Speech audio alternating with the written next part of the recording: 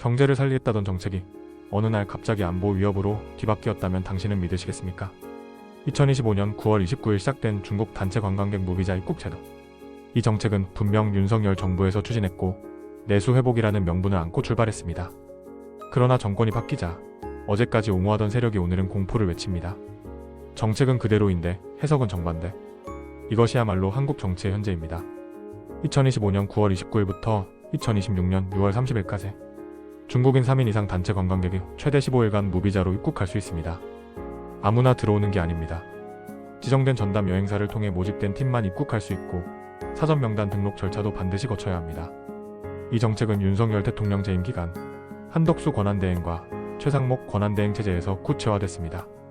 관광 활성화를 통한 민생경제 회복. 이것이 당초 내세운 핵심 명분이었습니다. 입국 전 24시간 이내 하이코리아 시스템에 명단을 등록해야 하며 불법 체류 전력자를 사전에 차단할 수 있도록 설계됐습니다. 즉 무분별한 개방이 아니라 통제된 실험이었습니다. 중국 관광객 무비자 제도의 뿌리는 더 오래됩니다. 2002년 김대중 정부 시절 제주 무사증 제도.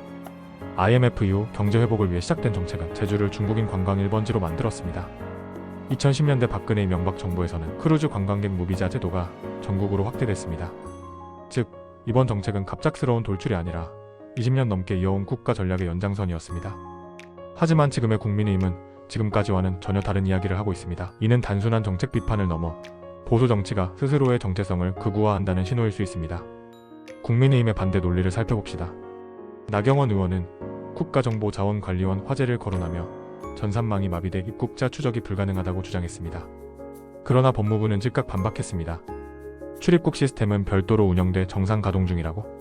김민수 최고위원은 범죄조직 침투, 마약, 보이스피싱, 전염병을 언급했습니다. 근거는 부족했고 사실상 모든 중국인을 잠재적 범죄자로 낙인 찍는 듯한 발언이었습니다. 이 언어는 단순한 정책 비판이 아니라 반중 정서를 자극해 지지층을 결집하려는 전략입니다.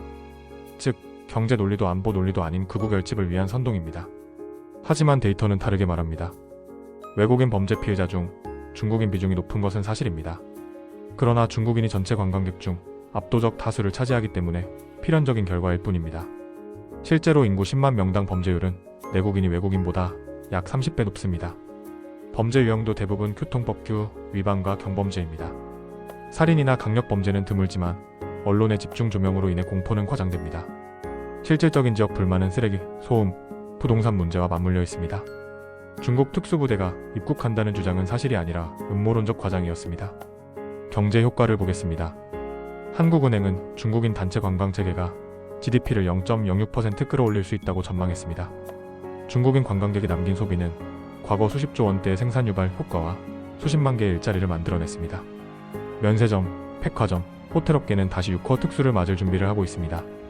하지만 회복은 예상보다 더딘 편입니다. 2023년 말 기준 중국인 관광객 수는 팬데믹 이전의 절반 수준에 머물렀습니다. 중국 경기 부진, 자유여행 선호 증가, 젊은 층 소비 패턴 변화가 복합적으로 작용했습니다. 경제 효과의 지연은 곧 정치적 취약점으로 이어질 수 있습니다. 국민의힘은 이 틈을 파고들어 공포 프레임을 강화합니다. 경제 효과는 당장 보이지 않기에, 안보 위협을 떠들면 그럴듯하기에, 이렇게 구도를 전환하면 여론전에서 훨씬 유리해집니다. 정치적 계산은 명확합니다. 야당은 정부를 공격할 명분을 찾아야 합니다. 중국 무비자 정책은 최적의 소재였죠. 동시에 반중 민족주의는 지지층을 결집하는 가장 쉬운 언어였습니다. 결국 국민의힘은 기업 친화 경제 성장 노선에서 벗어나 안보와 문화 중심 민족주의로 이동하고 있습니다. 정책을 공격하는 이유는 정책 내용이 아니라 정책이 상징하는 가치 때문입니다. 중국 관광객 무비자 입국 정책은 분명 윤석열 정부의 작품이었습니다. 그러나 이제 국민의힘은 그들이 만든 정책을 안보 위협이라 부릅니다. 경제와 안보의 논쟁처럼 보이지만 실제 싸움은 데이터 대 공포, 합리 대 선동입니다. 이 역설은 한국 정치가 어디로 가고 있는지 보여주는 거울입니다. 당신은 어느 쪽에 설 것입니까? 내란이 정말 끝난 것이 맞을까요?